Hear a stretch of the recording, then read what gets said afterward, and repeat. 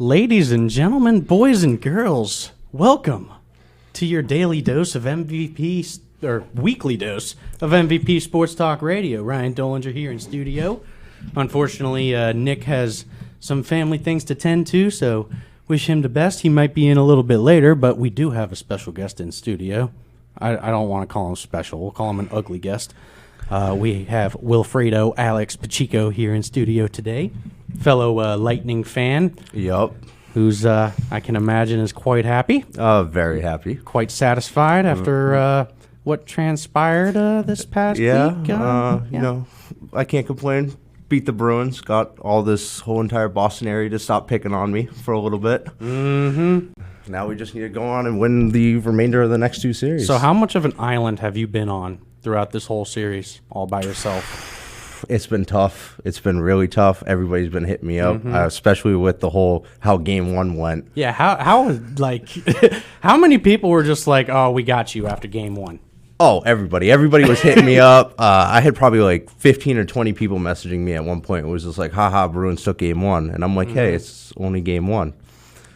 You know, game two rolled around, and quickly, you know, after that quick overtime, it was like, okay, no one messaged me about that one. I was like, all right, we're going to see how game 3 and 4 go. Yeah, there you go. And couldn't complain too much. Yeah, that's good. Well, I mean, all in all, now that I've had a couple of days to process it, you know, I want to say good game, good series, but it really wasn't. Well, the first game was definitely hard fought. And the second game was too. There was no like leeway between like either team was getting up. Well, game two, game 3 was the blowout. Yeah, that was not a game. That was practice. Game 2 was the Halak 5-hole game. Yep. Yeah, so that was all, and we easily. I thought we could have stole that one, and that would have really, really helped. After that, after y'all beat us in overtime in game 2, I feel like that was the deflating point. Yeah, because at that point they're like, all right, this team came to play, and it was going into game 3. Both teams had it was tied. The series was tied 1-1, so you know they're both going to be trying. And the first period alone for the Lightning, how many goals was there? There was 2. You called 3, I think. In the first period of game 3? Yeah, you messaged me and you're like, we're handing you this on the silver platter. Because you guys were in the studio watching, and I had the live stream on as the game was going on. And we will never, never, ever watch a Bruins game in the studio ever again. Oh, yeah, apparently, we watched game 7 of last year in studio. That didn't go well. So that's why they lost. And then watched it again in game 3, and it was just an absolute and total disaster. So, yeah, it is quite crazy, to say the least. No, we lost to a better team. Yeah. The Lightning are a stacked team. They're arguably the best, dare I say it. They're the team to beat right now. Yeah, they are the team to beat. They're the team to beat. You had everyone show up. Everyone on their lines showed up. Braden Point is a stud. He is. An absolute filthy stud who made Bergeron look like a peewee hockey player. Oh, honestly. yeah, and he was skating around like everybody. He's fast. He was extremely fast. And not only that, but like our fourth line dealing with your first line for a little bit, man, having Yanni Gourde and like Bogosian and those guys step up, that's a whole nother line. Those lines, that's just a pest line. Like I was looking at the plus minus for the fourth line against the first. We had you guys beat like 7-2. It was or quite something big. like that. It was a big gap. It was a big gap. It was a big gap. We had a lot of just crucial defensive breakdowns. Halak needed to be above average, and he was easily below average. It was just the Bruins have a lot of question marks going into the offseason, and it's just not good. But, I mean, the Lightning Hedman was probably the MVP of that series. Yeah. Hedman was just scoring all over the place. All over the place. And, like, big he's just brick wall, too. Like, he's a big dude like that.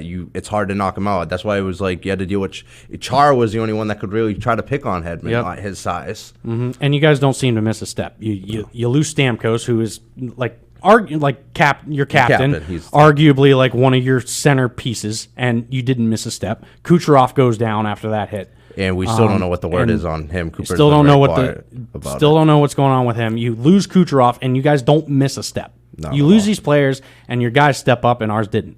Yeah. Our top line didn't perform other than Marchand. Honestly, Yeah, he was. Marchand was the only guy that really showed up. He was where he needed to be the majority of the series. Like if he had that line actually going like Bergeron, and especially I don't know where Pasternak was this series for some of his stuff. He missed a wide open shot once and hit off the post, and the other one that he missed, I think Vasi just got a stick on or something like that. But Pasternak, especially going into the regular season, tying with Ovechkin for the most goals, Right. and then barely showing up.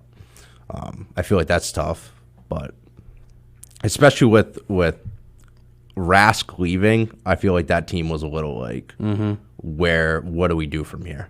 I feel like there should be a break right now, but nothing's popping up here. I don't know what's going on, but I guess we keep going. But yeah, it was really tough that especially Game 5. Like Game 5, I just wanted to win. I just wanted to go to 6. I wanted it to because I said this. I didn't know who was going to win the series overall, and after Game 1, I thought we were looking okay. Like Halak was good in Game 1.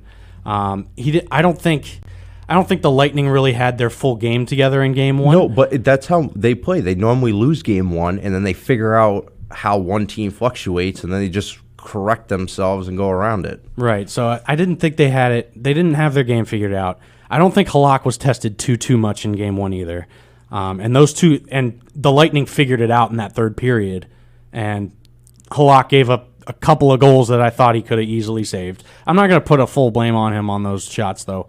I know Tim, our other host that usually is here, he watched through the games the other day, and I think me and him are going to disagree on Halak's performance in that series. So, but after Game 1, I was feeling pretty confident, but then Game 2 and that overtime and the Halak's 5-hole was just, oh God, he let two soft goals up in Game 2.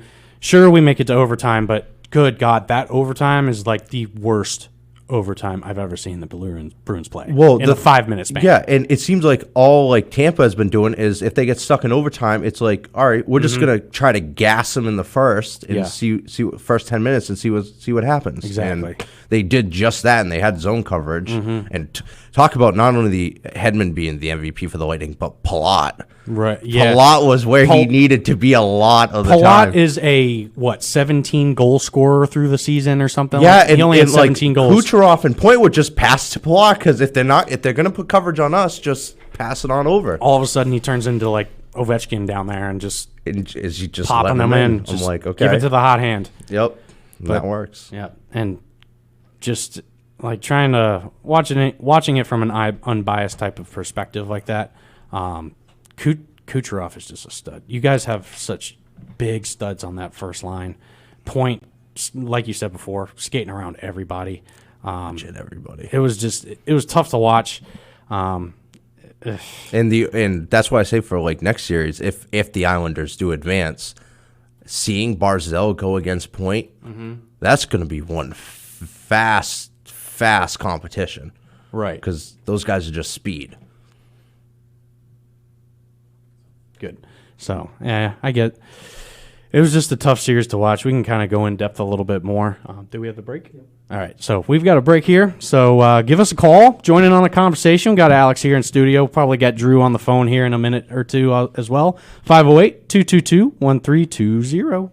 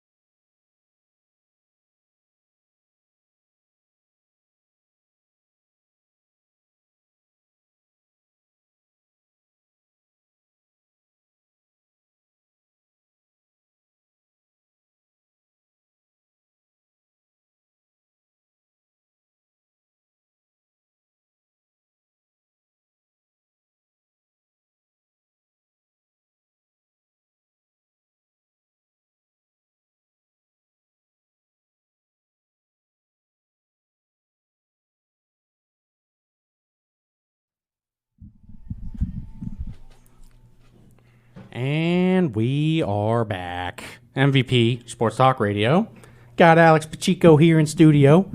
Drew just sent me a little message. He's a little tied up at the moment, but we can keep getting into it. I want to sound off real quick. Okay. For all the Rask haters out there. All right?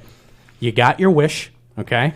You got Halak, all right? Rask is gone, okay? For whatever reason. I know he's a mental head case, all right? Call him what you want, all right? He got you to a Stanley Cup final twice, all right? You had, and everyone's saying Halak can do it better. Halak can do it better. What happened? What happened? Halak couldn't do anything better. These Halak guys, the Halak people have nothing to say now. Like our boss. You're done. This is exactly what happened, okay? Mike, if you're listening, I hope you are. You got no leg to stand on now, buddy. None. I always said it. Rask, when it comes down to him being in a tight area and he's got to perform, he did perform for the Bruins all last year. And how many?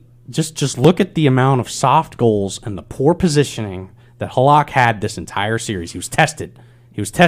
Not really in game 1. Game 2, 3, 4, and 5, he was tested. Yeah, and they even had to pull him in game 3, and it was like, Game 3, I'm not going to put totally on him. I'm really not, because game 3 was just a collective, just absolute disaster. But it was bad. It was the only real solid, I would give him, I don't think, game 1, okay, if you want to make your case for game 1 that he was good in it, fine. I don't think he was tested very much. The Lightning didn't have their full game, and they, as you said, they didn't have their adhesive, their unity. Yeah. And like you said, usually game 1 is our floppy game. Their floppy game, shaking off the rust, getting a feel for the opponent. And from that point forward, the only real good game Halak had was game 5. Yeah. That was the only real good game he had. And that was a well-fought game. Like me, I was sitting, I always go to the bar to watch the games because I feel like that's the big movement. And the bar the whole time was very quiet on both ends. There wasn't much. You were at Barrett's, right? Yeah, I always go to Barrett's. Barrett's and Westbury. Yeah, it's all a good time. But it was a hard-fought game, and I'm like, all of a sudden, I'm like, when it got tied, I'm like, and this is probably going to game 6. I trust me, and I have complete faith in our goaltending. Vasilevsky is a monster. Yeah, he is. And he was huge in that series too. He was. Did not let up. I didn't see him let up any soft goals. No, and I don't think he let any more than 3 goals in a game. I mean, it was all less. There was some weird stat. I don't remember exactly what it was, but in the entire series, the Bruins scored 13 goals out of 280 shots on net. Yeah, I think it was something like that. Because one game you guys had I think 50-something shots. Vasi had 47 saves. Yep. You guys were definitely dishing out the sauce, especially in game 5 too. Game 5, you guys had at least double the Lightning shot count. Mm-hmm. But yeah, it was just Vasi blocking, and really he helped us out big time. Vasilevsky's probably your Vezina winner after this season, I think. That's going to be tough, especially with the competition he is. I mean, I'd like to see him win it twice. Who else would have won it? Tuukka maybe, but the Islanders goalie I think is listed on there, and somebody else is. That's another. Bring this up. I'll see if I can find. It's another little question I got for you. Who do you want to face, the Islanders or the Flyers, if you had a choice? I want to see the Islanders. That's a tough. I want to see the Islanders. The Flyers, they definitely play a little bit harder, but I think the Islanders with especially their new coaching staff, because they literally took the Capitals coaching staff, and they've been dominant, and their line's good. Their goaltending's pretty good. You have Barzal on that, the top line. I don't even know how he's doing. He got smacked in the face and ripped his eye open last game. Yeah, I saw that. There was blood everywhere, and he didn't return. Yeah. So if we got to deal with that, it's definitely going to be interesting, but I'd rather play the Islanders, and I'm going to say that series will go 6 games. 6 games? I'm saying 6 games. You're calling Tampa to win it, of course. I don't know. Philly definitely is the tougher matchup. Yes, I think. I don't know what's happening with them against the Islanders. I don't know. Maybe it's just their familiarity playing in the same division, or the Islanders just are a bad matchup for them. But I don't know. And you definitely match up better with the Islanders, though. Yeah, and the Islanders, well, not that seed matters really in the playoffs like we learned last year, but the Islanders are seed 6. And the fact is they do well with running over people, and they doing that in the playoffs. If they're able to get to the third round, they'll still have about the same win-loss ratio as the Lightning do. They have one more loss than Tampa does as of right now, and I think that they're going to win it tomorrow to advance. I don't know, man. 3-1, now it's 3-2. Philly's the type of team that can make that comeback. Yeah, they can. They absolutely can. Yeah, they can. Especially want them gone though. When they've beat the Islanders twice now in overtime in this series now. I think it's. I think both of their series wins have been in overtime. So Philly's a resilient team, and they're not going to go down without a fight. So I don't know. We'll see. But we got another quick break here, a couple minutes. So give us a call. We're still talking hockey. 508-222-1320. We'll catch you on the flip side.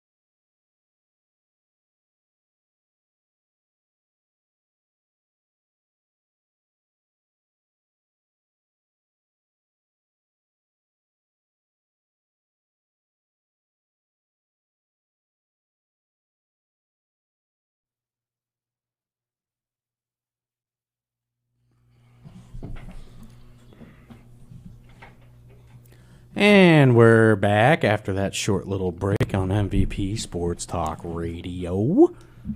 Still with Alex Pacheco. Yep. Mr. Ugly here in studio. Yep, finally. Speaking of which, how's your knee doing, buddy? I'm doing good. Yeah? I'm good. I'm ready to, as soon as I get that all clear, I'm ready to go back to work. I'm losing my damn mind. There you go. Yeah. So you're walking? Yeah, I'm walking. Up and walking around? I'm up and walking around. I feel good. Yeah. I mean, what time frame are we looking at? That time frame? Back to work? I get my evaluation Friday. I mean, I don't miss you, but... Everybody misses me, let's face it. Everybody misses me. But as soon as I get my evaluation, whatever they say, I'm trying to definitely come back quicker than what they estimate me to say. But, like a couple weeks, right? Yeah. Give or take. I'm ready. Chomping at the bit. I'm ready. Ready to break more TVs? I don't know what you're talking about, bro. Oh, man. I don't know what you're talking about. So, all right, because I know you're a Lightning fan primarily, but you also kind of like the Bruins, right? Yeah, the Bruins are like my second favorite team. Look how many games I've gone to over the past 2 years just going and watching. Okay, so, all right, so since the Bruins are like your second team, right? So, the Bruins, ever since 2011, utter disappointment, underachieving, year in, year out. Year in 2013 lost the right, cup. so last year lost the cup. Where did I hear it? I heard it somewhere. I forget. Who was it? I think it was Felger. I think I actually listened to Felger the other day, and he was like, so is this team as talented as they say they are, and they're just choking and underachieving, or are they not as good as we thought they were? I think that I'd like, besides for, the top players on the team, Pasta, Marchand, Bergeron, now Chara is a big, God knows where he's going, and he's definitely a big leader in that clubhouse. Definitely seeing Chara in this series. He's especially compared to Hedman. When you see guys like Hedman and Chara, such a liability. He is. He's such a liability. But so many giveaways in our own zone. He's slow. I mean, it's not all his fault. He's old and he's big. Yeah, he's in almost his. If he does come, I would hate to see him go. He's been here 14 years. I hate to see him go, but I mean, it's at about that time. And being a captain, pretty much the only capacity he's going to play, third line defense. Yeah, on that last probably pairing. Most likely. I mean, that's about as good as he is. But I feel like at the same time, with Cassidy, he's still going to want to put him on that first line to help mentor on the power play and everything. Which again, McAvoy, talk about him stepping up and even the way that he's been playing. He's been playing. I went out of his mind. Out of his mind. He's definitely been stepping up, trying to prove hey, I'm the top defenseman. I think he's good now. I don't think he needs Chara next to him to. No, I don't think he does either. I think that they should go out and get a different defenseman. I think that they need to get a couple. Well, Torrey Krug's contract is up at the end of this season. Honestly, and he's going to get paid. He's going to get paid by somebody. Someone's going to pay him. I don't know if the Bruins are, because if you look, the cap space is going down. There's a lot of teams panicking right now. The Maple Leafs are going to have to hawk off a few guys because they're at the cap and it's going. They have so many high-paid players on that team. Not only that, ridiculous. But the tax in the state of Canada too. Mm-hmm. So that hits them. And there's no, you go over the salary cap, you pay a fine. No, you go over. You can't go over. Right. There's none of that. You don't play. But I would like to see the Bruins go out and get a guy that has won the cup defensive wise. For instance, the Lightning, we learned last year, we went out and got Pat Maroon. Pat Maroon, don't get me wrong, he's not the best player, but he's been here, done that. He plays on your third line, right? Yeah, he's been there, done that. He definitely can talk to all the guys being hey, this is the way playoffs are. He's a grinder. He is, and that's what you need. He's an enforcer too. And I feel like the Bruins might need to go out and get a couple more enforcers to back their lines up. Mm-hmm. Besides for McAvoy hitting, now Krug, even he wasn't I don't think the Bruins are going to be able to keep him. I think he's going to go and sign somewhere else. Krug? Yeah. So Krug, I don't know. So I think in this series, Krug and Carlo were pretty bad. I don't think they played very well at all. Carlo in game 2 with that giveaway in our own zone that led to the overtime goal. Again, whether you want to argue that Halak should have caught that puck, which he should have beforehand, but still, that was the biggest glaring mistake that I saw. And then Krug is crucial on our power play. He is. And especially this season, we went as far as the power play took us. That's the only scoring we really got in this series. We could not score 5 on 5. That power play line is deadly. When you get all those guys on there, they move the puck around, and most of the time it's going to Pastrnak for him to put it in the back of the net. Yep. So, Nick made a good point. Bruins all depend on the big players, and then there's no moving guys around, very little line compatibility. Yeah. Totally right. And the Lightning, they're a better team. They're top to bottom, much more talent. They play together a lot better. And not only that, they wanted it more. But they're angry. Especially after From last year. They're angry. That team's angry. That was a choke. You pretty much have the same team that you had last year, too. Besides for us hawking a few players that we needed more enforcers, going out and for us to get Kuhlman, Bogosian, Goodrow, those guys are Bogosian and Goodrow. Those two have been surprisingly good. Good. Very good trade deadline pickups for us. Yeah, you definitely won the trade deadline, especially compared to us. And we got it right before COVID hit, so these guys haven't even been, familiar with this team, and yet Bogosian and Goodrow are... Bogosian and Goodrow, and you made those trade deadline pickups. Who did we get? Nick Ritchie. By the way, Andre Kasha, he was who's doing a things. shell of himself. He was doing some things that Kasha is not a second line forward. He's a bottom six guy. yeah, I don't know what they were thinking with certain picks. And then poor Charlie Coyle, man. Playing with a bunch of bums and young no, guys. he should be like at times he should be on the first line. I would love for Coyle to play alongside Krejci. I really could would. agree with that. And you find a third line center.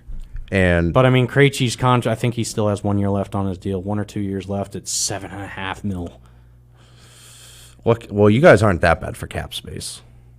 Not right. And finally, because we dumped that back his contract. Thankfully. And then now Chara's gone. Like, is Chara essentially, if the Bruins do re-sign Chara, is he worth 1 year, $1 million to put on your cap space?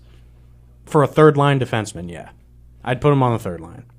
I would put him on that third pairing. Or would you rather go out and get somebody else? I would get somebody else. Alex Pietrangelo is a free agent, your top free agent defenseman after this season. He's a captain in St. Louis, though. They're not going to let him go. They'd be nuts. There's no way. They'd be nuts. And the Blues just made a trade today too. They got rid of their backup goalie. Not Bennington. Allen. No, Jake yeah, Allen. yeah. Allen's gone. He went. I forget where I saw it, but I saw that he was just gone. So the Blues. That's are another definitely thing. That's making another question you have to answer in the offseason for the Bruins is goalie. Who's going to be your Vlad. goalie? He had the think best. Vlad? He had the best numbers in the AHL this year, without question. Like you look at him, I saw him play a couple of times in Providence, and he was lights out. He did. I think he had the most shutouts also. So he's good. I just think that everyone that got to look at him in Game 3 thought, hey, you put that kid in such an area of he was crapping his pants. I don't think he's ready to be your full-time guy, though. No, I think that he'd be a good backup, but all right, I bring doubt in- Rask is returning. Rask is not coming back to Boston. No, he's gone. I think he's probably going to retire, honestly. Yeah. I think he's done. You have Vlad, right? Vlad be your backup. What's Halak's status? I don't know what Halak's contract is like. I think he's up too. Yeah, but the way the Bruins planned it out was originally so next year you have the Seattle team coming in, you have the Kraken coming in, and of course they're going to be going at certain teams, seeing who that they can select. So the Bruins as of this upcoming year too have to see who are we signing and who's going to be safe, because Halak's 35, 36 years old too. Yeah, he is up there. You're supposed to protect one goaltender next year. Do you protect Vlad and let Halak possibly go to the Kraken? Yeah, I would. You absolutely You protect Vlad. yeah. As a young guy, yeah, you have to protect him. You can't just let him essentially walk. There's no way you could have him walk. You definitely let Vlad go. What I want to see, honestly, freaking, what's his name? Oh, man, I'm drawing a blank. I'm drawing a blank. Who is it? Who's else's contract? Lundqvist. Henrik Lundqvist. I wouldn't bother with the guy. So you bring him. So I know he's old. He's a vet. But the Rangers are moving on from him, and they have a guy waiting in the wings. You bring in Lundqvist, and you have Vlad right behind him. Or Robin Leonard's also a free agent at the end of this year. Think so? Well, Leonard? because the reason Vegas traded for him is they wanted a little bit more play, which I don't know why they're playing Leonard nonstop and not mixing up between Fleury and him. Fleury is still a very good goaltender. Fleury's starting now, isn't he? He's only started one game this playoff season. Okay. But Leonard, if I'm correct, he's a free agent. That's why they got such a steal for him. The Knights did. So if he goes on the market, Leonard's young though. yes, but Fleury still has another 2 years left on his contract. Are they going to keep both? And if Leonard knows that he can get money elsewhere, does Boston want to go and attempt getting rid of Halak and letting both of them walk and sign Leonard and deal with Vlad? That would be a good combination. It would be, but I mean, is Vlad going to be your guy? Like you made the decision to make Rask your franchise guy for the next, for the foreseeable future after Tim Thomas left. Absolutely. He was your guy.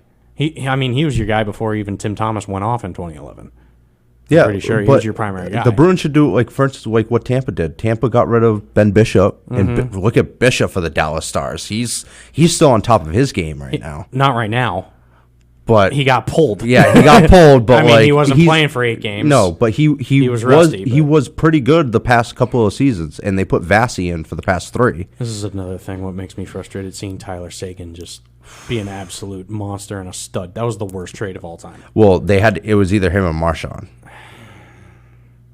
And if you could go back and do it, would you have rather kept Seguin or would you rather have kept Marchand? I'd keep Marchand and Seguin and let Krejci go. Well, the reason that they exactly didn't what I would've was done. because you saw how much trouble those two were getting in Boston. So what? Yeah, but you deal with it. Yeah, but there was like new stuff. There was like party pictures posted nonstop, and the Bruins are like, "This is going to get us in trouble." Not only that, but Seguin at the time was at all these clubs drinking, and he was under the age of 21. So- and the Bruins were like, Marchand performed in those playoffs. he did definitely without. That's question. what made the decision for him. But Seguin did not perform in those playoffs very well, but his ceiling was so much higher. Yeah, it was. And so was his floor. And Marchand. I mean, I like Marchand. Everyone, if Marchand's not on your team, you hate him. But if he's on your team, you love him. Yeah, exactly. But like me personally, all right, I like a lot of the Bruins players, but that's the one Bruins player Sagan's I not can't even stand. 30 yet, though. I know, and he has so much Marchand's playing like time. 32 or 33. And not only that, but Sagan's numbers aren't probably going to be that high when he retires. And if he was with the Bruins, it would have been a different story. Think about it. If you got rid of, instead of on that first line, imagine if you had Bergeron, Marchand, and Tyler Seguin. Mm-hmm. That would change things. That'd be, well, Because Marchand, Sagan's your center. yes. So if And they would is move Seguin your for- top line center over Bergeron, hypothetically. On the power play, yes. That would be sick. On the power play, absolutely. Wow, we're diving deep right now, but we got another break, folks. Another couple minute break.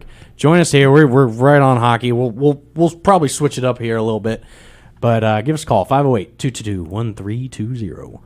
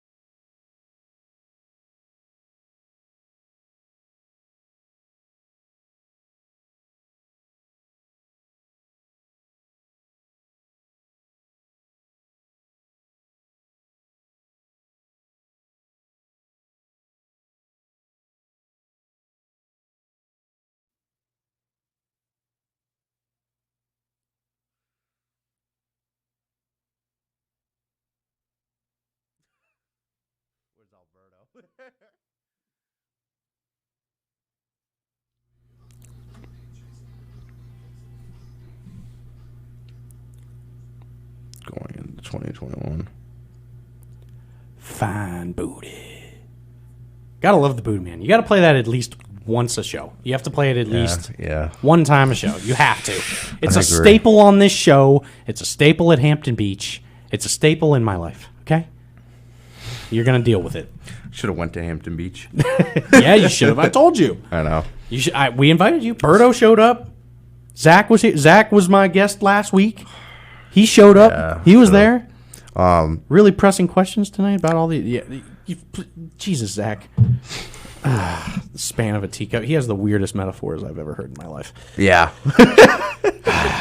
But yeah, he was fun. It was fun to have him on the show last week. I want to make this like a regular thing where we have like a guest every week. That'd be nice. That'd be Yeah, kind we of cool. can do that. We can do that. Be kinda cool. I should call in more often. That's what I need to Yeah, do that. Yeah. I'm still waiting on Mike. Where's Mike at? I don't Mike said know. he was gonna chime I'm in. going to message him right now and Message be like, him. yo, Yeah, rate him. where are you at? Rate him on Snapchat. I am right now. So But I was just looking up the top free agents of this upcoming year. Of I had that kind of pulled up too. 2021. You've got a lot of defensemen. Talk about Ovechkin's on that list. They're like the top. No, I'm he's like, not. Ovechkin, dead ass. That's right? 2021. Yeah, but going into next season, we're 2020. So this go up, but Ovechkin ain't going nowhere. Ovechkin's contract is up after next season. That's 2021. Is that the way? Look up 2020. I've got Pietrangelo at the top. Who else? was 2020 future free agents. Where are there? they? Yeah, I want to look that up again. What do you think about Holtby? I have such mixed emotions, and I know a lot of my friends that are Caps fans back home hate him.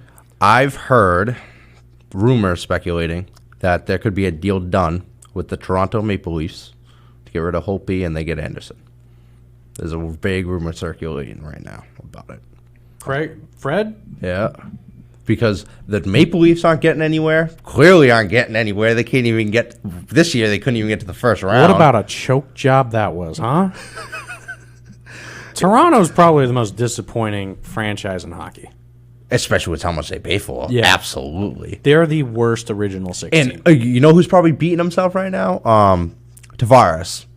Oh God, He should have been sticking with the Islanders. isn't he like making like 14, 15 mil a year though? Yeah. Even after You know, taxes. and he had two options.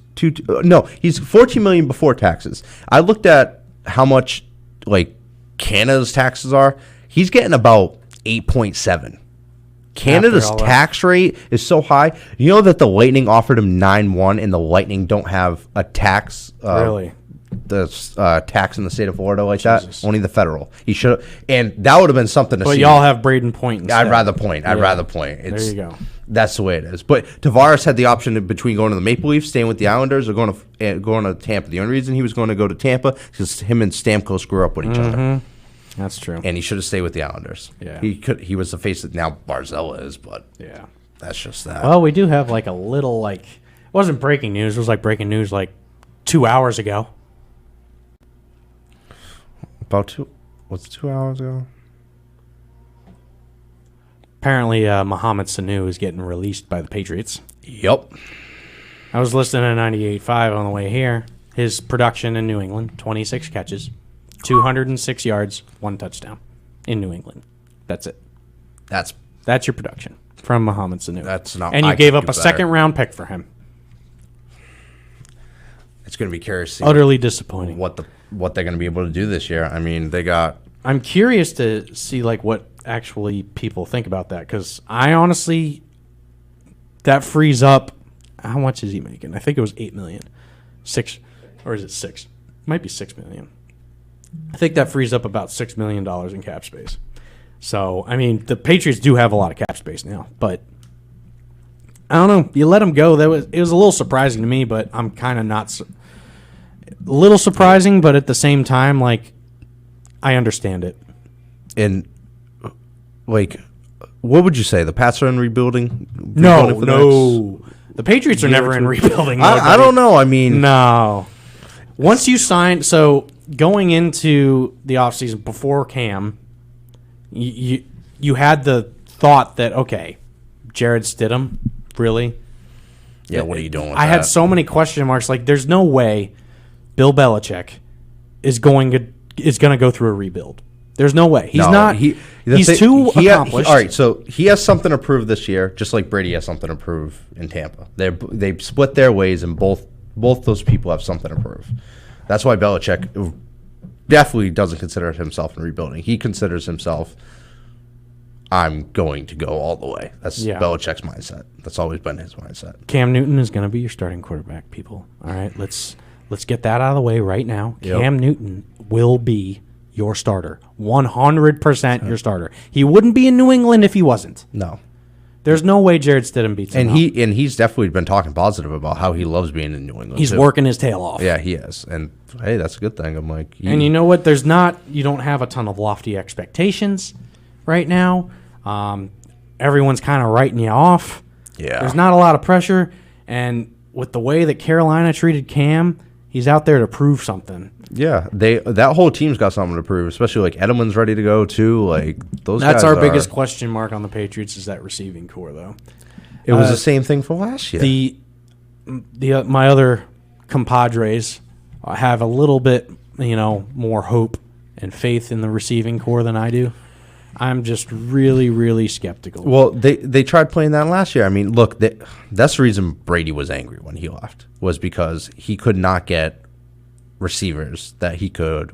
He didn't trust them. No, well, they were coming and going. He was kind of hard-headed about that, too. Yeah, and because they got rid of, Gordon, they knew was failing his drug test. Well, yeah, that was inevitable. And they traded him, and then he got on the chopping block. Poor Josh Gordon. He was such a good guy when we met him, too. Yeah, exactly. He was such a good guy. Such a good dude, but, like, for them to... For you guys that don't know, me and Alex worked together. We mounted TVs in his house. Yeah, multiple times. Yeah, multiple times. And cool dude. Really cool dude. Yoked. This man is jacked. Yeah, he's a big boy. He's a big man. He's tall. Nice guy. I wish him the best, but he's been suspended 6 times in the NFL. Yeah, he's done so. Yeah, I don't know. He's going through reinstatement, so we'll see. Yeah, but like know. What are the Pats going to try resign or no, where's he going? No. Where is he going? I don't think has Seattle released him. Do we know? I'm pretty sure Seattle did after he tested positive. They'd be nuts not to. Drew Mulligan, do you know him? Yeah. Yeah, he said, "Dude, I legit tuned in as you talk about tax. I'm dead. Pay the tax today. Get the phone today." He used to be my old supervisor out of Warwick. Oh, okay. My old mobile supervisor.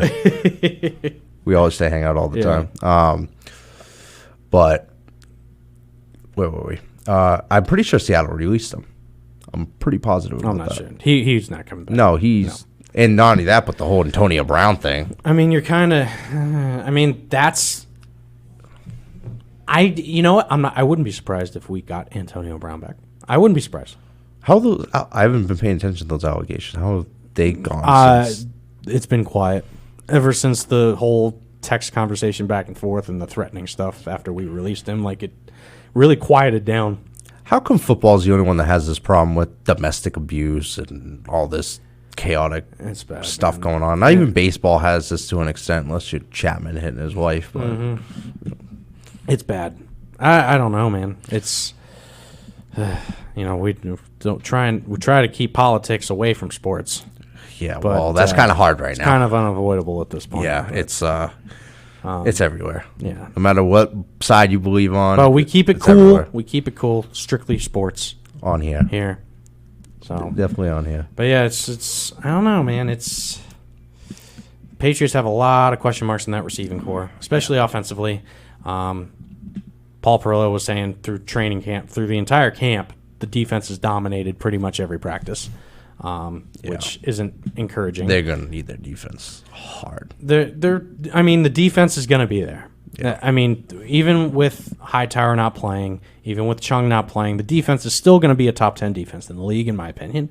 Arguably, maybe top 5, but the defense will be there. It's the offense, and that's where we were talking on the way here.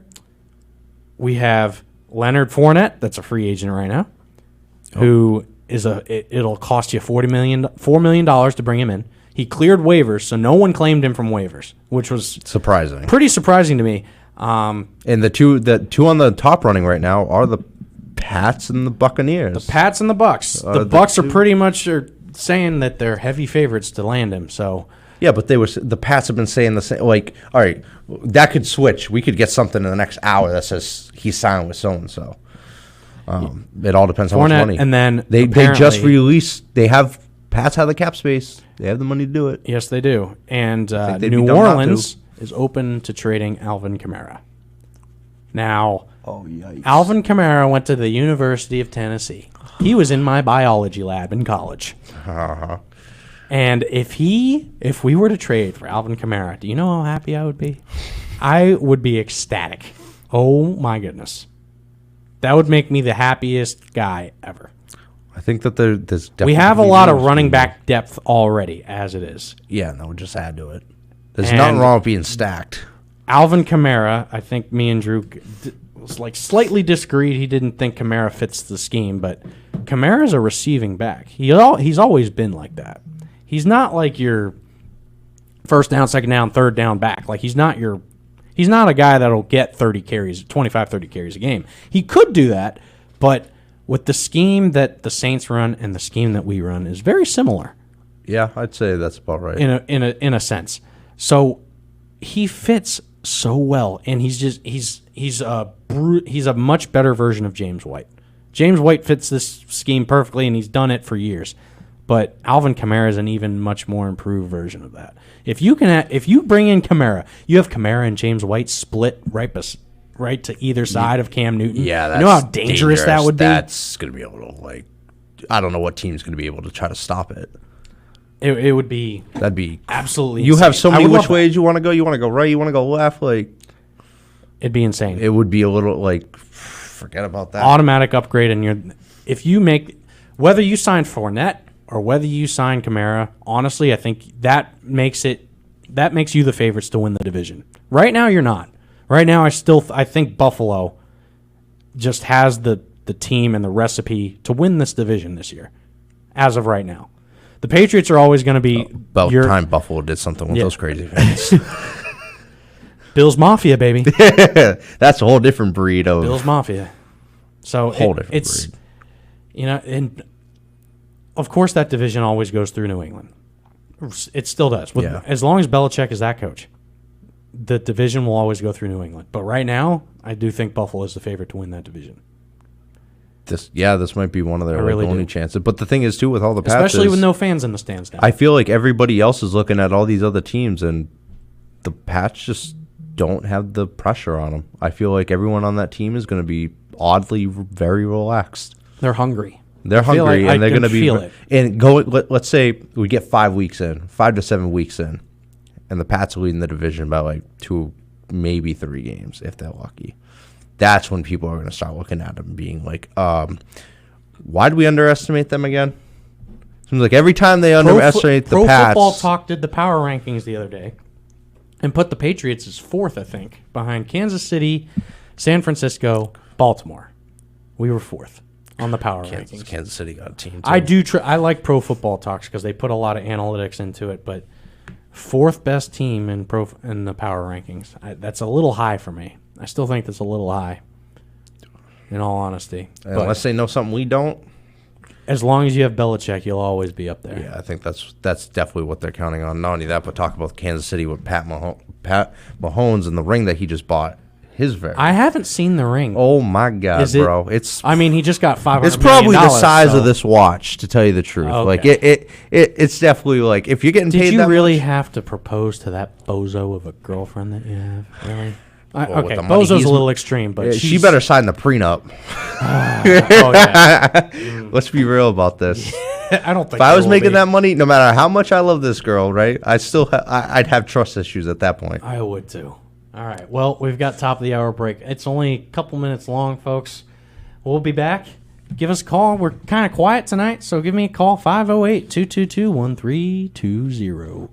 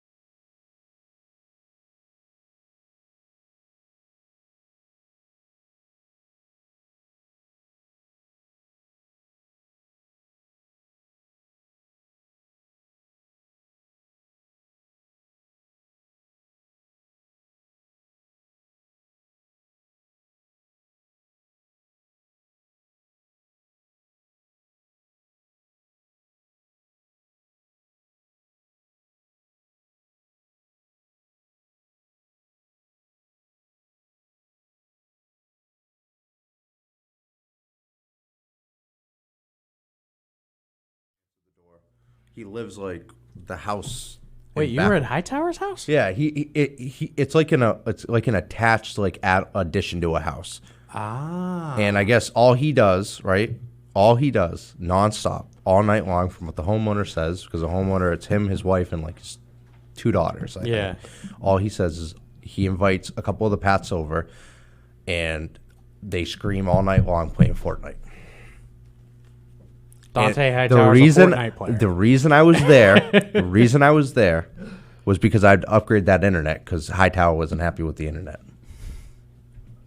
Well, yeah, he's probably using some crappy little Comcast router or something. I had to put in Eero system. Okay. And I had to make sure his computer was hardwired. Does he live in Foxborough? Yeah, he lives a couple miles down away from the stadium.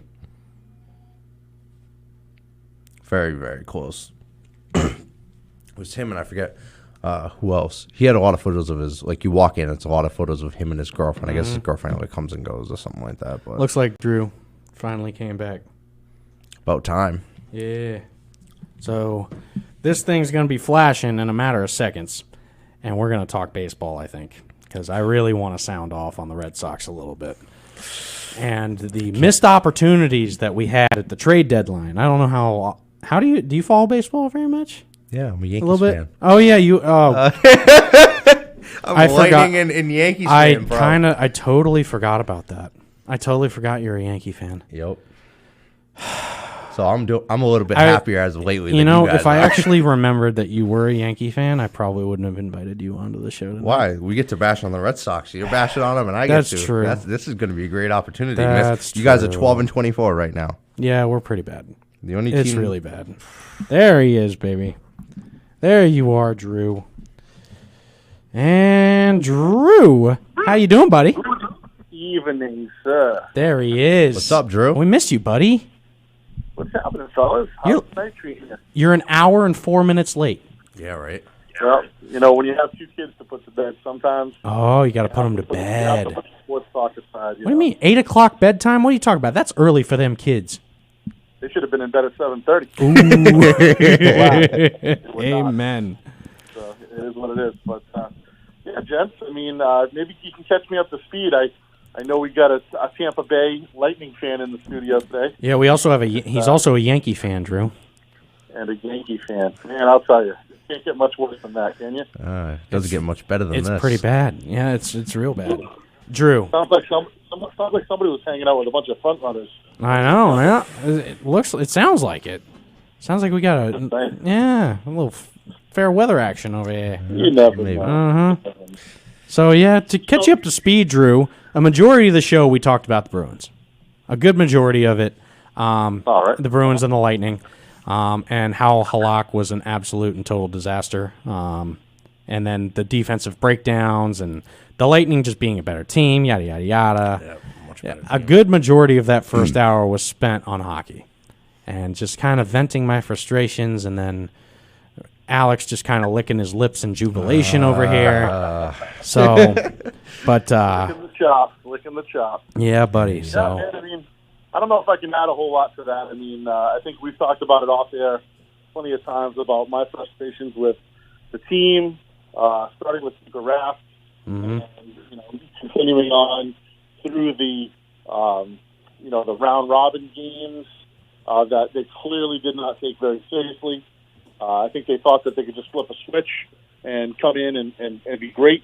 And look, they played in the first round against a team that they just couldn't keep up with them, and they were able to move on. But then they got to Tampa Bay, who actually had some talent, and they didn't know what to do. And I think you said it, Ryan. That first line was going to carry them as far as they'll go, and they did okay, but there was a lot of times where Pasternak was just missing; he just wasn't there. And even Bergeron just wasn't making plays in that Lightning series when you needed him to make plays. So I'm just frustrated by the whole thing. I hope we don't see much of Halak or Rask at all next year, if at all. I hope we can find a way to just replace the two of them with, even if it's a mediocre goalie, at least somebody that can knock the puck down when the puck comes to him, And then, we got to talk about Chara. He's just old, man. He's so slow. This is a fast man's league right now. Yeah, it's not the old beat 'em up bruiser league that it was 10 years ago when he was in his prime, or even 5 years ago, when he was still in his 30s. It's a fast league right now, and you've got to have guys that can skate both ends of the ice, as well as put a body on. I mean, we have plenty of guys that can skate on this team. I mean, Chara not included in that, obviously, but Right. the Bruins are missing. We have what made us successful, and especially in 2011, and during those Cup runs, we had those like power forward guys, those big forwards who could skate, who could shoot, and could get in front of the net and bully people around. Like when we had Lucic and when we had Horton, and we had those type of guys. Even Sean Thornton, the guy like Sean Thornton, man. Nick Ritchie is not your Sean Thornton. No, he's not. Ritchie is an absolute knucklehead. Oh, not only that, but he was doing some cheap shots and getting himself thrown in the penalty box too. I'm like, there's a right way and a wrong way. I felt like he was trying to be more of a Tom Wilson when he should have just been. I saw a lot of comments too of people just like kind of blaming the refs for like, oh, the Lightning got this call, the Bruins. Yeah, but stop complaining about the refs. The refs are not the reason why you lost the series and got your absolute butts handed to you. They are not the reason for that. No, I don't care. Ritchie was just a shell of himself. That was an awful hit on what was that hit where he got the major penalty for? Yanni Gourde. Yanni Gourde. Yeah. Right into the boards, right in his back. That's a dirty hit. Yeah. It's a bad hit. He got It rid of was the a bad puck. hit. Gourde didn't see it coming. I mean, he didn't get suspended or anything for it because he did hit him in under, I think it's like a 0.6 of a second if you hit him. But like, Gourde even tried to get up, and then his shoulder just was like, nope, not happening. thanks. He was hurt. He got the wind knocked out of him is what he happened. definitely did. Yeah. Oh, there's Walzak chiming in. Look at this, Drew. It gets worse. Have you seen his mug? Ugly. Well, Mike, your boy Halak, you got your wish. Yeah, he can't Rask is gone. talk. He can't talk. Rask is gone. Halak is terrible. Halak was far below average in this series. Thank God. And you know what? Good riddance, both of them. Halak, solid team guy, was a great team guy, great second guy in the regular season. Could not show up in the Try to playoffs. come in and give you a breather. When you weren't counting on him to take you to a finals in the Stanley Cup. He was a good guy to come in every third day, every fourth day, and give you a breather for your starter. Yep. And he put up some good stats, but. I mean, look, were you going to go all the way to the Stanley Cup with that guy? I don't know. I don't think so. He if he had a miraculous 2011 Tim Thomas type run in him, that would have been fantastic. I mean, you and Tim were pretty high on him when Rask left. You guys were pretty high on him. I was just happy to have somebody else besides Rask in there. I mean, you know how I feel about Rask. The guy just never shows up in the big moment, right? So he continued that trend today. I mean, this year with this most recent playoff run. And so anybody but Rask would have made me happy. I mean, you could have gotten the Zamboni driver out there. And at that I point. would have been a happy camper. It's just scary. But Yeah, Mike. Mike Walzak has a point. You need to score goals to win. I get that. You also need to close up your 5-hole to win games too. And you also need to make the saves that you're supposed to make as a professional. And so I'm looking at the cap friendly space right now. So Rask has 2 years left on his contract, and he's 33 years old. Rask does? Yes, he does. No, he doesn't. He's up. No, because he has. I'm looking at it. He still has the 20 to the 21 season. He's at $7 million cap hit. And the thing is, right? If he retires, okay, and if he retires, that $7 million cap hit still hits you guys. Halak did great considering. And what I don't know. What series were you watching, Mike? Not watching the correct one. I don't know what he's talking about. And Halak's the free agent of this year because this year was actually correction. He has an option for this upcoming year at 2.25 mil. So between the two goalies, they're the 9.2 million cap hit. Mm-hmm. And I think it's a lot for. I think that they should trade one of the two, or maybe get rid of them if you can. Get rid of them both for whatever reason. Sign Robin Leonard and keep Vlad as the backup. Mm-hmm. I like that. I think that would be the best option. That would take a big your ideal chap. situation. Yeah, and not only that, but if you freed up pay Leonard $5-6 million a year, right? Mm-hmm. That's about what he's worth. You would free up that, and you'd have another like $3-4 million on your cap space payroll to pay other people, and they got a couple restricted free agents coming up along with a couple unrestricted. So, like I said, Krug's a free agent. He's going somewhere and getting paid. Yeah. And that's what I'm talking about too, Alex. I mean, they need to bring in some defense to take the place of Chara. I mean, the guy's just got to retire, and you know what? Obviously, he's going to go down in history as a Hall of Fame caliber type of player. But they just need somebody to come in and just, even if it's a third line guy that can just come in and be solid for him. Chara just was so bad and so just out skated. It was just terrible. Yeah, it was absolutely bad. terrible. And not only that, but Matt Grzelcyk is a restricted free agent at the end of this year. That means the Bruins We'll either have back. to sign him or They'll bring trade him him. back. They They'll have, bring him well, back. yeah, with the restricted, they So, might do a bridge. before we hit Let's this see if break, he match. So if he gets an offer, they can match. before we hit this Sorry, break, Robert. Drew, do you re-sign Yeah. Torrey Krug? I want Torrey Krug on the team. I love Torrey Krug. I think he's got a great shot, solid defensive guy. I like the way that he starts the offense. Because he's going to get paid. I mean, he's already a 5.2. He's going to get paid $7.5 Cap to hit $8 million right a year. I don't think he's that kind of player. Yeah, but if you get rid of those goaltenders, Get rid of the goaltenders. Yep. Exactly. Get rid of Rask and pay Torrey Krug. Absolutely. I don't think Torrey Krug is a $7.5 million player. After seeing, he didn't perform very well in this series. He was very, very lackluster.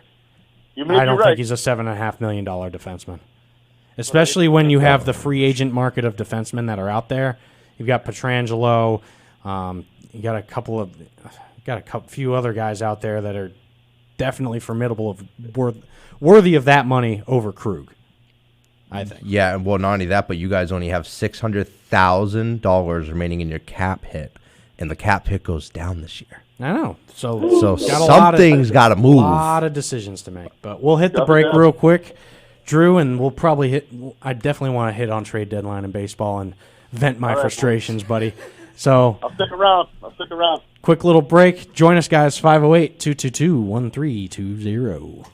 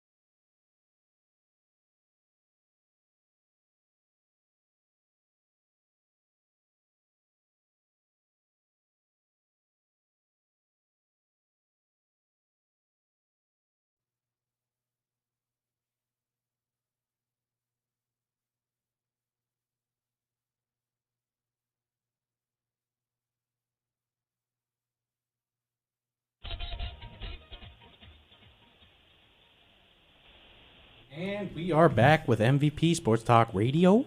Got Alex here, we got Ryan, and we got Drew on the phones, baby. Hey. Yeah, buddy. Yeah, buddy. All right. So, hey, man, before the break, you started to talk a little bit about trade deadline. And, yeah, I mean, let's just dive right into it. Dive right in, baby. There was a lot of moves that happened this trade deadline. Yes, there But was. What a crazy year for deadline moves, too, because everybody is basically eligible for the playoffs, except for, like, the Red Sox and the Pirates. So everybody's making moves to try to pick up somebody. I feel like everyone and their mothers got traded to the Padres at the deadline. Yeah, Well, I think they're the big winner, man. Yeah. Look at what happened with the Padres. I mean, first of all, they pull off a trade for Mike Clevenger, Which is a bona fide number 2, possibly your an ace starter in this league. They bring in Clevenger. He's a beast, right? Then they go and get Trevor Rosenthal to add to their roster of awesome pitching. Huge play. They grabbed my boy Mitchie Two Bags for basically like a player to be named later and a bunch of cash. Yep. And some international signing money. I missed that. I hated seeing Mitch Moreland go, man. Man, I really do I hate did. to see it, but you know what? Good for him. Maybe he gets a chance at another ring out there. Yeah, he does. That's very true. And then another pickup that I think went under the radar with them is the Jason Castro grab. They picked him up from the Angels, and I've always been a big Castro fan. Great defensive catcher, and still swings a pretty solid bat. So I think he'll certainly help too. But I think one of the biggest things that you can say about the Padres is that they were able to add all of those players without really having to dip into their top prospects in their farm. They really did not give up a ton to get those guys at the deadline. They didn't. They really They didn't. still have guys that are, top 5 prospects in their system, and they didn't have to touch them. So that's crazy. I mean, bravo, Padres. Way to go. Yep. They're all in. They're all in on this shortened season. They are all in. They did seem to take a hit today, though, as my guy just went down with an injury, undisclosed reason, went on the 10-day DL, and that's my boy Will Myers. So we'll see what the problem was there, but they just put him on 10-day IL, and I'm not really sure what the reason is. I don't think that's too big of a blow on that offense, though, honestly. But a 10-day IL means that they can come back in a few days anyhow, really. Absolutely. It's 10 days. But, I mean, look, the guy's hitting 293, 9 dingers, 25 ribbies. He gets on base, and he's got a bunch of walks. I mean, you've probably got your MVP in Fernando Tatis on that team, too. Oh, absolutely. He's your clear-cut MVP in the National League right now. He is ruling the baseball world. Is he even 21 yet? I don't even think he's 21, Drew. I think he's like 20. He may be a little bit older than that. He's really young. But he's definitely a young player, man. I mean, I remember when his dad was playing. He's going to be your new face of He's a baseball. monster. There's a lot of faces in baseball. Well, no, like Mike Trout is like your perennial face of the major not only that, leagues. but man, Tatis is that next guy. The Angels are just. I'm sorry, like the amount of money that they spend, the amount of people, like the high end people that they get. Can they do anything right over there? They really can't. They just can't put it together, man. They either have like a lot of high salary guys that are on the books that just aren't hitting. They maybe caught them like at the end of their prime, and now they're just paying for those past performances, or they just can't seem to get a pitching staff together to make it happen. I mean, they haven't really been relevant since the early 2000s when they won the championship. Yeah, but they have right now. They have. I'm looking at it. They have the same exact record as the Red Sox do. Yeah, it's awful. That's terrible. Speaking of the teams that can't, speaking of an American League team that can't string a pitching staff together, there's this team out of Boston that, Yeah, well, Boston's yeah, I mean, look, I shit. can't argue with you there, man. The Red Sox team right now, I mean, their pitching staff is a joke. I mean, it's just terrible. Last year, I was complaining that the Red Sox had no bullpen, and they could only go as far as that bullpen could carry them, and that wasn't very far. And this year, it's been the entire pitching staff. If you look at their stats right now, I think there's only one guy that has a sub-4 ERA. And he's a dude that just kind of, we picked him up off the scrap heap this year and threw him into the bullpen, and he's doing his thing. But it's just terrible, man. it's really ridiculous. See, I don't know what to tell you. I genuinely feel like we missed a real big golden opportunity at this deadline to dump some of these players And get for like some draft- prospects. Yeah, Well, I definitely gotta tell you, prospects. I think Jackie they Bradley, tried. number one. I think they tried, and I don't think there was a market for him. There- Or they didn't want to bring back, third or fourth rung type of prospects.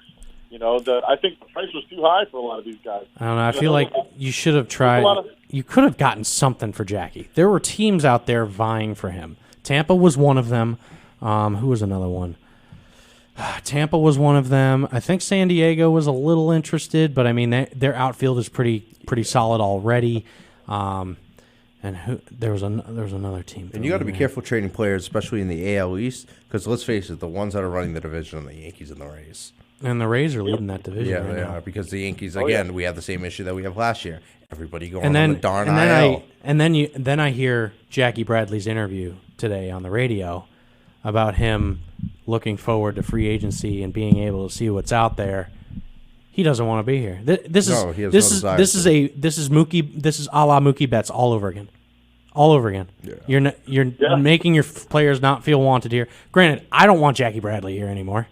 He can't figure out his offense. Sure, he's great defensively, but I mean, how is that even contributing to anything? Honestly, you have Pilar. I mean, look, the guy's going to hit 240, 250, and he's going to play If you're lucky. good center field. And that's it. That's Jackie Bradley. You have to be willing to put up with a very streaky player that is going to give you phenomenal defense. And that's it. That's Jackie. The scary part is he doesn't steal a lot of bases, so it's not like when he gets on base, he becomes a threat to score or to advance without a hit. It's you get what you get, like occasional power, great defense, and that's Jackie Bradley. And look, I think we're all just kind of tired of seeing that. We all hoped for more.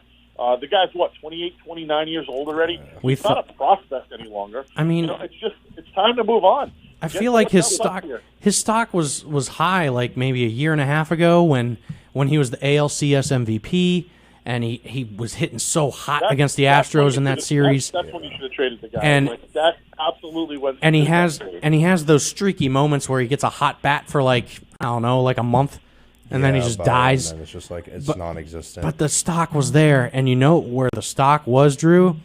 And I mean, I don't know if we're going to disagree or not on this, but I think Christian Vasquez's trade stock was really, really high at this deadline. Arguably like a top 5 catcher in this league, offensively, defensively. But I don't know. Would you have been willing to part with Vasquez at the deadline? Because there had to have been a market for him. They should have been at this point. The Red Sox in rebuilding. They should have been trying to do their best just to get prospects every which way. Here's the thing with Vasquez, and I'd have to look at his contract, but I'm pretty sure that they just recently signed him to an extended contract. So he's got a good contract, team-friendly deal for the next 4 or 5 years. Now, when you talk rebuild, I don't think the Red Sox are going to take 2 or 3 years to rebuild. I think we're talking 21 or 2022, and you see the Red Sox are back in contention. Don't forget, Chris Sale comes back next year. Don't forget, Erod comes back next year. Those are your 1 and 2 starters right there. You add those to the other guys that are in the bullpen, that are in the current rotation, and then bring in a solid free agent, and you've got a starting floor that's really, really strong. So you don't really have a lot of pick at the litter free agent wise upcoming this season either in terms of starting pitching. The best that I really saw was Marcus Stroman, who may be like a solid 3rd or 4th guy. I wouldn't mind seeing him be brought in. Yeah, he's an inning leader and a guy that can win 12 games for you, 15 games for you on a team that can hit. But here's the thing: I don't want to see them dump a Christian Vasquez. I don't want to see them dump a Xander Bogaerts. They both have team-friendly deals that are long-term deals, and they're both cornerstones of their franchise. Where else are you going to get a catcher that is going to put up the productivity that Vasquez did? Do we really want Christ? Who was the catcher that was here a couple of years ago playing behind him? It was a switch-hitting catcher. Sandy Leone. Sandy Leone. Do we want that guy as a starting catcher? Nah. You know what I mean? That's not the guy you want. Christian Vasquez is the guy. You know what I mean? Like, let's keep him. Look, if we could have gotten a DeGrom or somebody like that for him at the deadline, it changes the topic. That changes the tone. I mean, But I feel like Vasquez Vasquez had some pretty high trade stock at this deadline. Yeah, he definitely had Arguably some top value, 5 but catcher, very team friendly contract. You weren't going to get a DeGrom. You weren't going to get a Clevenger for him. You weren't going to get, one of these young arms that. No, but you could have back. probably gotten like a top 20 prospect in the MLB for him, though. Yeah, but you know what? Prospects are prospects, man. I mean, you remember the name Henry Owens from a few years ago? He was a super-duper untouchable prospect. Even Brian Johnson, super-duper untouchable prospect. Nobody wanted to trade him. Oh, God. And where are those guys Yeah, how'd now? Brian They're Johnson both turn out? that's what I'm saying. Prospects are just that. I will always take a proven player over a prospect any day of the week. Now, look, at some point you've got to restock the system, right? And look, I'll give my hats off to Cashman and the Yankees. I mean, they did a great job of restocking that system, trading away They players. traded Chapman and then signed him again at the end of the offseason. Like, Absolutely. was- You trade Chapman, You're- get some prospects, and then bring the guy back in a free agent deal. I mean, how is that not like the most brilliant move And in the past Alex, 5 your dad years? seems to think that the Red Sox it'll be 2023 before they contend. Well, That's, I- that's a when bold they statement. get rebuilt. Well, the thing is, too, is I feel like not that many people were shopping around this year anyway because of No. COVID. I mean, I feel like The- COVID had a lot to do with certain teams only being team that- restricted, and then certain teams would just the only team that had the cojones to do it was the Padres. Well, yeah. Well, here's the thing: is the Padres. I get there definitely can be a contender, but man, that division, the Dodgers run Goes it. through the Dodgers. The Dodgers are arguably probably the best team in baseball. Most talented. Yes.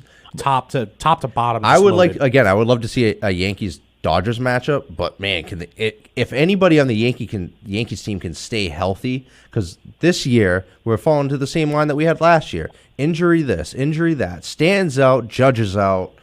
Our starting pitching's been all over the place. We lost I think 4 in a row at one point. That's the reason we're second, and it's I know we fired our whole medical staff last year too. It was a mess. Yeah. You know what that tells me, guys? They got to call up the dudes from Balco. And get that Yeah. and So while we call up the dudes from Falco, we're going to hit this break real quick because we're a little bit over. Quick one. Give us a call, though, like my dad who's tuning in. 508-222-1320. I know he's a Nats fan, but I mean, Sox and Nats can't pitch, so give us a call, and we'll be back soon.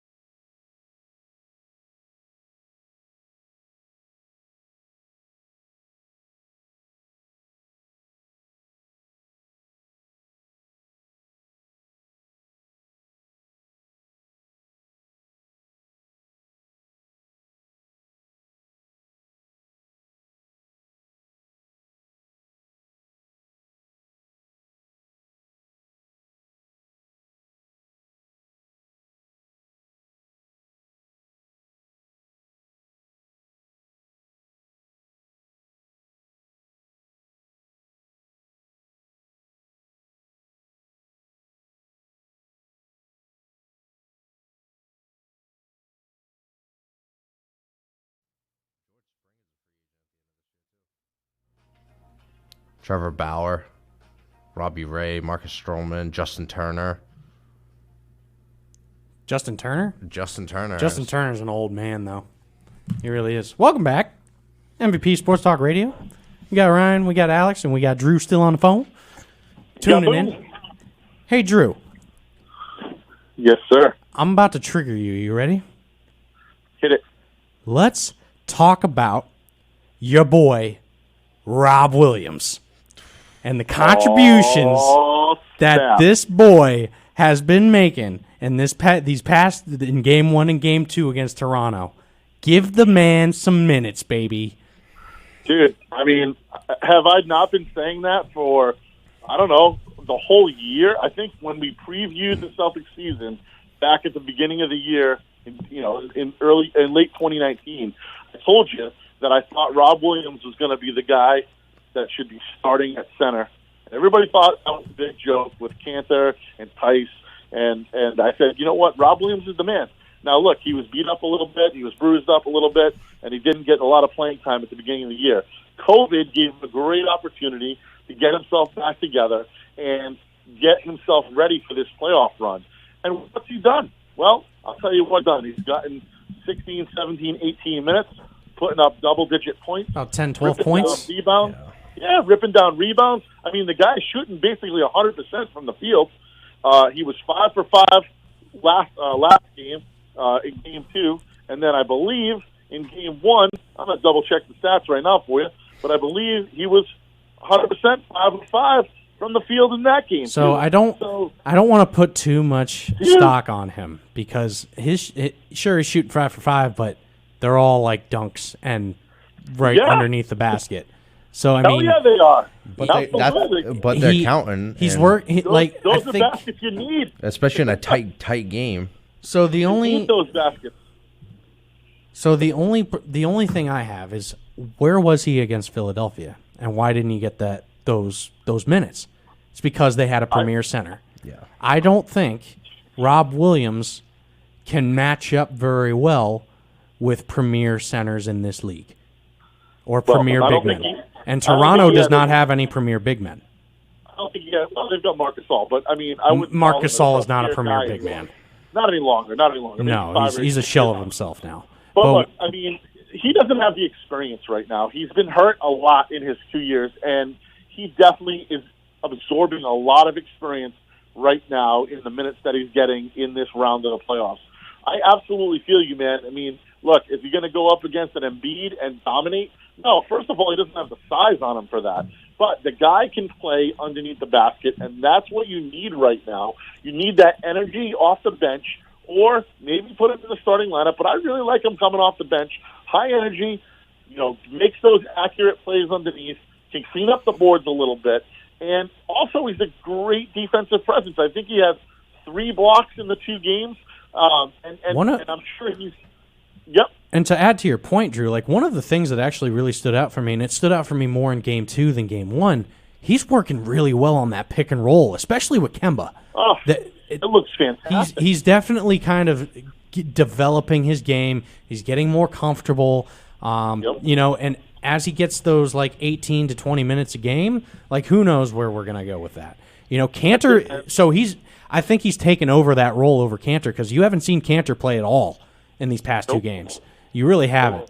So, and Tice is obviously going to be the primary guy. A lot smaller than Rob Williams, obviously, but definitely a big defensive presence is Tice. A little bit better shooter, and he could definitely rebound for a small guy, but Rob Williams is really kind of filling in that role in this series a lot. The thing that I want to see him do is really, especially, which I honestly, I mean, with the way that Miami and Milwaukee's going right now, Drew, I think we're going to see Miami in the next round. It's possible as long as we keep playing well. Yeah, I'd say Miami's probably because Miami is kind of taking it to Milwaukee right now. They look great, and I'll tell you what, I fought with you guys about Jimmy Butler a couple of weeks ago. Yes, you did. I was just about to bring that up. You took the words right out of my mouth. I'm going to eat my words, man. I'm going to eat my words. He looks like a great player right now. He's really helping. Him and Goran Dragic have really carried that team, along with some contributors. But I mean, Jimmy Butler. I mean, talk about the opposite of a Tuukka Rask. is Jimmy Butler, who shows up in the big moments in the playoffs and he gets it done. We've got another caller coming in here, folks. Let's see. Line 2. We got line 2. Let me answer this. Put them up. Caller, you are on the air. How's it going tonight, boys? Oh, look who finally decided to call in. Oh, we got Mike Walzak on the line. The ladies one and person gentlemen. that simps for Halak. The simp. Wow. Okay. I don't know what's worse, looking at your face on the screen or having to hear your voice on the phone. Bro, you miss me every day at work, and you know it. Yeah, I don't know about that. Ryan, I think you're doing a heck of a job tonight solo. Where's the rest of your crew? Thanks, buddy. Well, we got another phone. Oh, geez, these lines are going off the chain right now, folks. Oh, boy. Drew, did we lose you? Are you still here? Nope, I think that's Drew. I lost. There we go. Drew, you there? Patch it in, baby. You know it. Okay, there we go. So did Is we Mike lose still you? here? Gentlemen. Mike still here? Mike. Mike, are you still here, too? I think we lost both of them. Oh, no. Oh, I'm Drew's here. here. Unless you can only choose one at a time. Oh, no, you should be able to roll them both.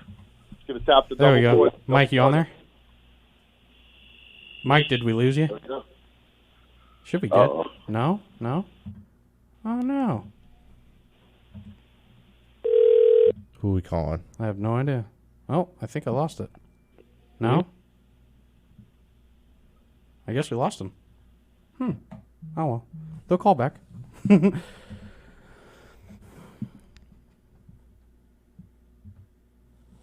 Interesting. All right, we got somebody here. Oh, who's ringing? Somebody's ringing.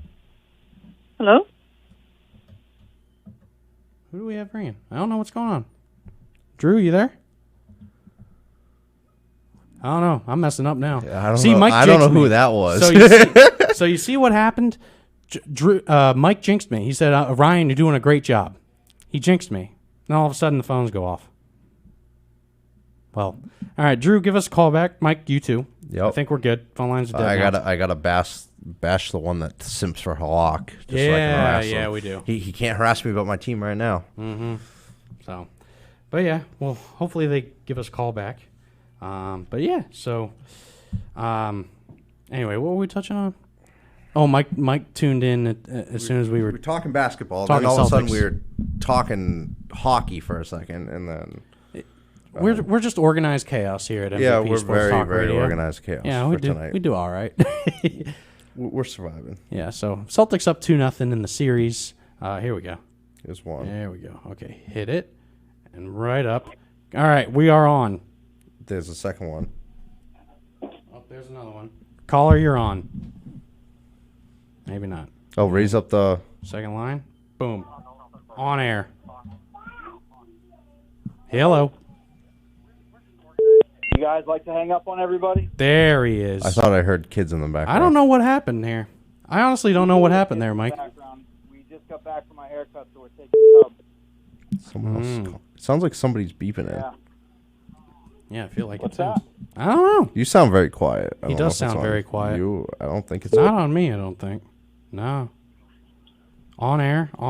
Yeah, they're both on air. All right. Well, in the meantime, let's talk about how bad Halak is. I don't understand what you guys think when you say Halak was bad. He was thrown into a bad situation that Rask put the team in, and he held his weight. You can't win games without scoring goals. It's impossible. Yeah, and that even the first line, like Pasta's missing wide open net shots. And How many goals did he have that whole series? Who? Pasta, I think, had like Pasta. 2, maybe 3. Both on the power 3 play. goals? Yeah. He had like 2 goals. The only person that really showed up for the Bruins was Marchand. That's the only. Always. And the thing is about Marchand, he was literally on the power play and just standing behind the net. I don't know why Hedman just didn't back up and check the guy back out. It's the whole series. But also with the Bruins having to play Vasi. I mean, you guys only beat us once regular season wise this year. You guys only beat us once last regular season last year. I hope that this radio show brings light to your Facebook page and you get bullied for being a Lightning fan. Nope. Not happening. I mean, you can't talk. I mean, where's your team at? You guys lost a cup last year. and now you're out of the So- playoffs this year. I mean, Mike, you're a little too high on Halak. Yeah, he You is. really are. He's smoking something good. It's not that I'm high on Halak. It's that he is the better of the two evils. Nah, I don't see it. He's not, though, because he didn't get you to a Stanley Cup final. No, and Rask's numbers are better anyway. And literally half the goals he gave up in this series were soft goals. Yeah, Absolute literally. soft goals. The worst goals. Soft goal. The absolute worst. Yes. He's in a Stanley Cup playoff Uh-huh. and in the fastest Uh-huh. playoff series I've ever seen in hockey history. Uh-huh. In a bubble. Mm. I'm telling you that you Can't gotta win look the if bubble. cards were not stacked for him. I mean, The only- teams the- face adversity. The only argument The that I Lightning will, lost Kucherov. They'd have no Stamkos. yeah. Well, Kucherov, They're facing adversity, He just too. got, I think he just got hit, and then he was back in. Then I don't know if Cooper just decided to take him out. It was just like, whatever, we're up 3-1. There's really nothing for us to worry about. The only argument that I will make with this series is the game 2 and the game 3 being back to back. Yeah, that was awful. I don't know why games are being played back to back in hockey playoffs. In what world do we live in? I understand the NHL is trying to speed it up, but these teams need rest. I mean, look at how many OT games that there was. Like, we had what? Was it 3 OT games? 2.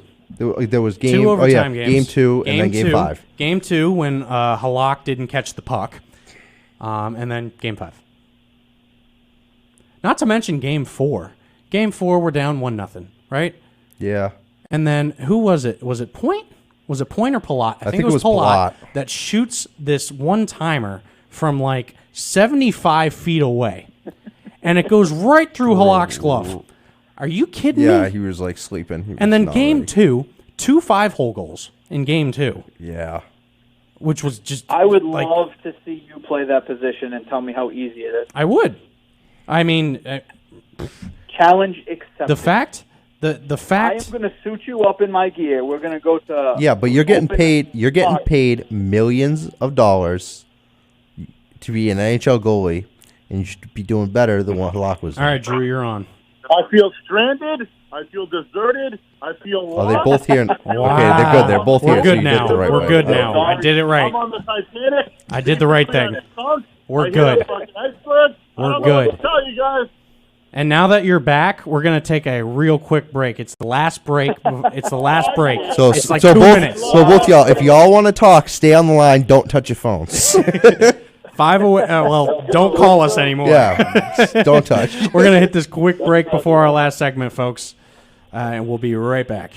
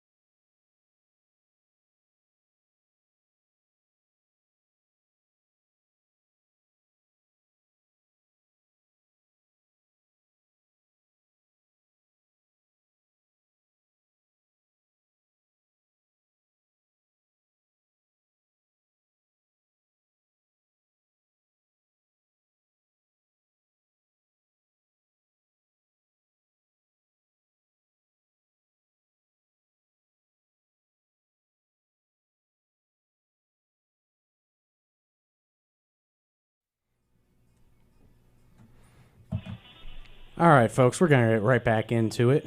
MVP Sports Talk Radio, probably the last segment of the night. We still got you guys on the phones, right? I feel abandoned. I feel hurt. I think I have Jesus, here we go. PTSD. Oh, wow. Maybe he has Wow. COVID. Hey. Jesus. Look, we were talking about Jimmy Butler before I got so rudely cut off. And I just want to say one last thing. I'm an idiot. Jimmy Butler is a top 10 player. Thank you. And that's the end of Okay, I'm glad we got that out of our systems there, Drew. Thank you. So, You're welcome. So back to the disgrace that is Yaroslav Halak. Is Mike still here? Oh, he's still here. Oh, I'm still here, boys. All right, Oh, good. yeah. The absolute disgrace that is Yaroslav Halak. When you break down why the Bruins got absolutely manhandled in this series, Halak is up there. Yeah, he's in your top he is 2 or 3 responsible. excuses. How many shots did he face where it was? Wait. Now hear this out. Where it was his fault for the goal initially, where it wasn't a rebound or a second shot. Well, even on rebounds, you can't necessarily make that case because of rebound control. If he's given up a ton of juicy rebounds, he didn't give up a ton of juicy rebounds, No. honestly. His rebound control was pretty solid. No, It was and- all the soft goals. About 50% of the goals that he gave up were soft. And the thing is, too, I understand, like, our top line having Point and Kucherov there. Don't get me wrong. A lot of the team's mostly worried about them. But the people that were helping us score, talk about, like, Palat, Yanni Gord, like, the whole, the Goodrow and Bogosian goal in, what was that, game 2 with the diving, Yep. which he was not ready for, that went right in between the legs. Oh, not to mention the little breakaway that he whiffed on. That, too. You see that one? Yeah. Right through the 5-hole again. Yeah. Yeah. Mm-hmm. There was a lot of that going on. Like, his legs were wide open the majority of the time. The way I see it, Halak needed to be above average in this series. He needed to step up, and he didn't. He was easily below average in this series. If you were to give him a grade, C-, maybe D+. Yeah, I give him a C-. I think their problems run deeper than the goaltending situation. I don't think disagree their with you problem there. is you don't have the defense didn't show up to play, and our offense didn't show up to play. We had the best offense during the regular season, and they didn't come to the playoffs to win. Right, and I definitely don't disagree with that statement. Halak is not the primary reason why this series went the way it did. No. He's not. He's definitely a big factor, especially when you have you had plenty of breakdowns on defense. But Mike, you can speak on behalf because you are a hockey player and you do play goalie. When especially in the NHL, when you see your goalie giving up multiple of those soft goals, not closing up his 5-hole, going through his glove hand, and you see that and you're working hard and you see your goalie give that up, does that not deflate you as a team in a sense, especially in those situations where you're playing your heart out and your goalie and you're getting plenty of chances and opportunities and your goalie can't bail you out in those situations? If that's your argument, then why did the Bruins do so well all year with Rask playing starting goaltender? Because every one of his goals are soft, in my opinion. Every He's the one worst of them. goalie in the league, in my opinion. I don't see why is he considered Why is he a Vezina Trophy finalist? this year? Because his team supports him. They make him look better than he is. No, because it's not based off that.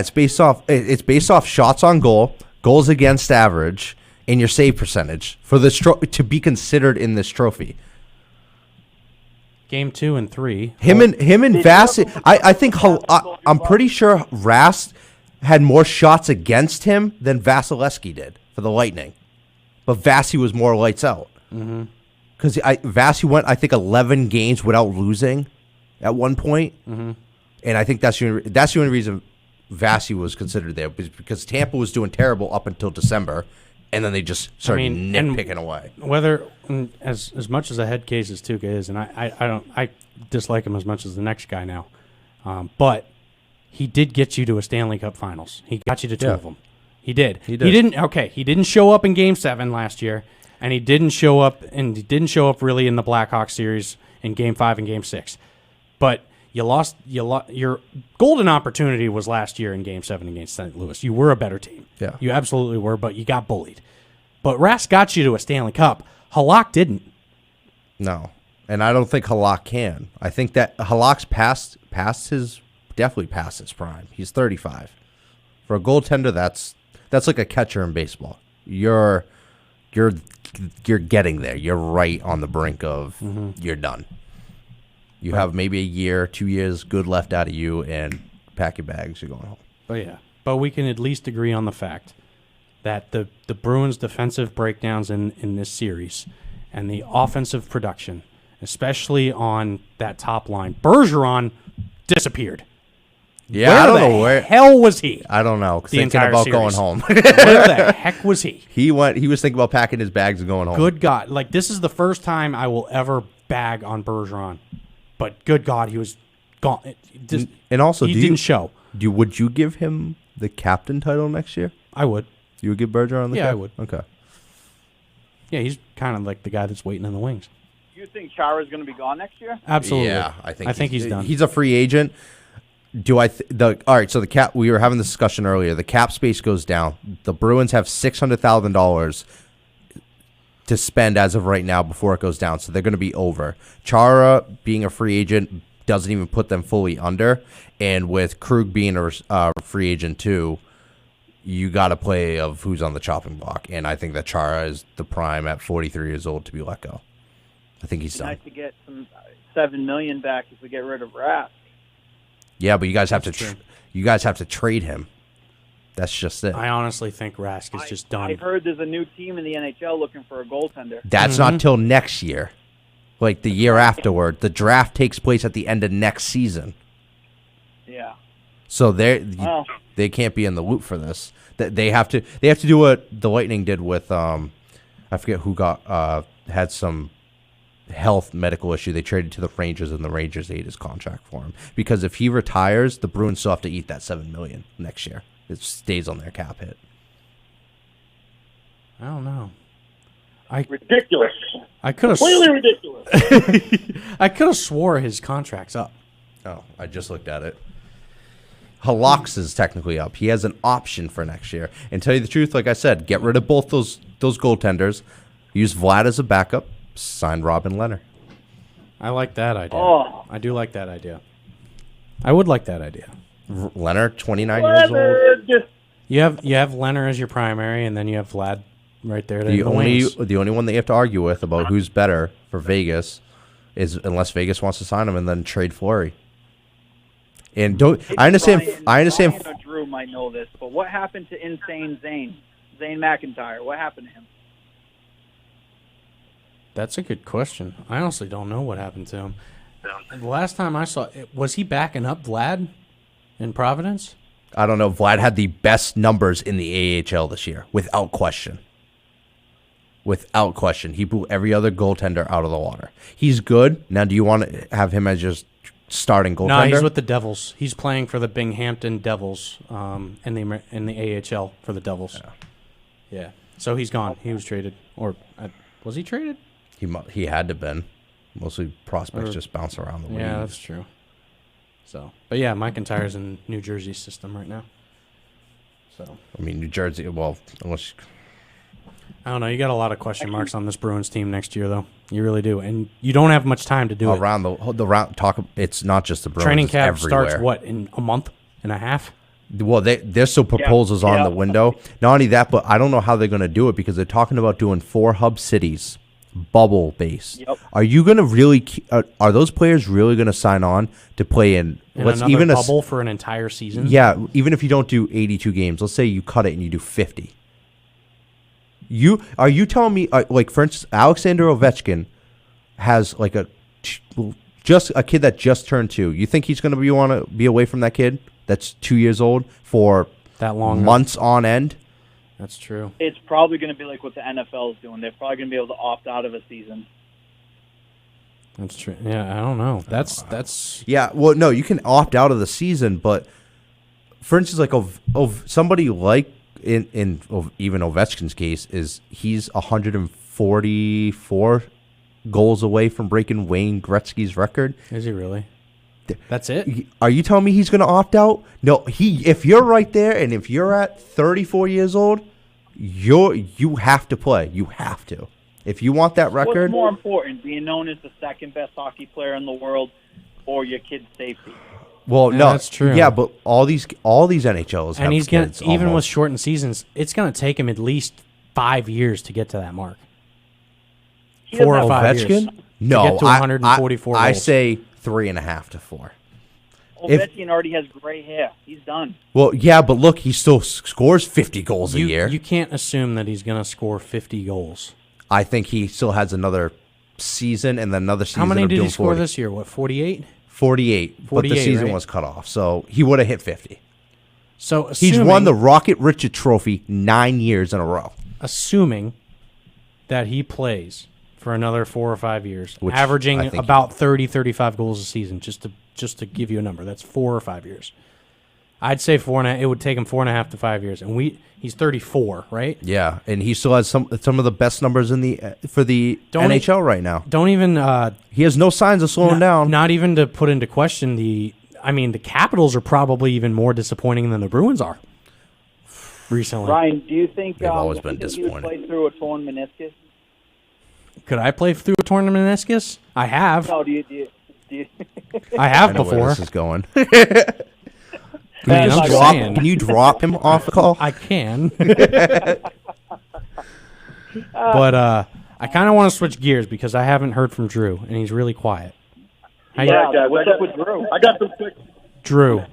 hits for you. First of all, Zane signed a free agent contract with Vancouver in 2019, and off he went. And then he was later traded on to the New Jersey team. So that's Gotcha. what happened with Zane, to answer that question. All right, so some quick hits for you.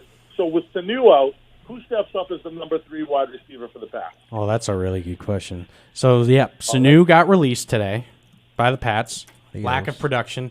And I know me and Drew and the guys talked about it on the show that we do have some high expectations for Sanu coming back from injury, but obviously we won't be seeing that anymore. So who steps in? That's a good question. You have Edelman and Harry, and then number 3, pretty wide open. You know what, Drew? I'm gonna go out on a limb and say my boy Bird. There you go. Mr. Bird, he provides you with. He's looking great in camp, according to what's his face, Paul Perillo for the Patriots.com, and he gives you a speed element on this receiving core that you haven't had for years. He is mad fast. Stop. Not necessarily somebody that can take you over the top of the defense and go and just bomb it deep, but a guy that'll pretty much make safeties think twice about backing into the box. Because the past year or two, we've had 8-9 guys on defense in the box against our offense because we haven't had a deep threat or any type of threat for that matter. Bird provides you with that speed, who kind of gives you a different little aspect and gives you that sort of deep threat. Maybe like a Tyreek Hill-esque type of player. Not okay. All right, let me extend on that. Not Tyreek Hill, like the production that he'll get, but the kind of like the threat of that is what I mean. He's got a very high ceiling, but again, All right, I like it. That'll be my- Bird is number 3 Bird. All right, question number 2. What is the chances? What's the over/under on the Pats signing Leonard Fournette? It's going to be tight. they were your betting favorites in Vegas And now, a couple days ago, and now the Bucks are kind of chiming in too. yeah, the Bucks are making headlines all over Twitter right now about it. All right, so what's your over/under, guys? What do you think, percentage-wise? 40% chance. 40% chance? I'd get I a like 40. I say 35. I would say it. 40% chance. No chance. I I don't think get signing him. I think you have a higher chance of trading for Alvin Kamara. Yeah. Whew. I'd love to see that happen. All right, so question number 3. Who is your pick for Rookie of the Year in the NFL? Ooh.